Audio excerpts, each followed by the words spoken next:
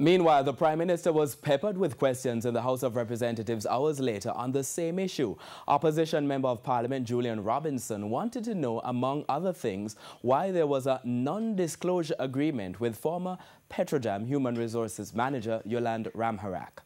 Why was there a non-disclosure agreement with this particular manager for HRD if the general manager has none, and as far as you know, no other manager in the entity has one? What is so special about this person, someone who came in without qualifications, salary bump up in 3 months, hire a brother, breach all kind of things as laid out here, and she's given a golden handshake to leave?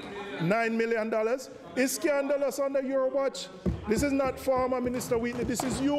The former general manager was an employee on contract and reached an agreement for the termination of the contract.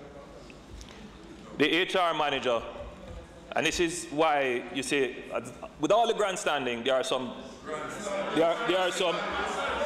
Mr. Speaker,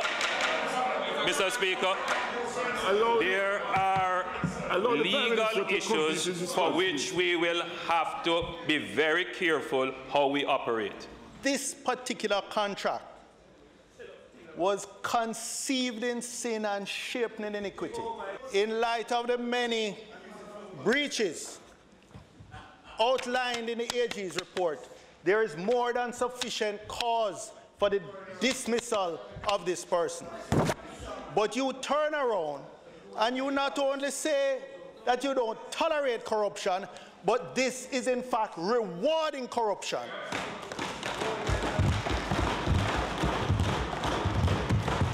Mr. Bunting, in the 1 year and 9 months, $32 million paid to this person, maybe 5 times what they could have earned in the private sector.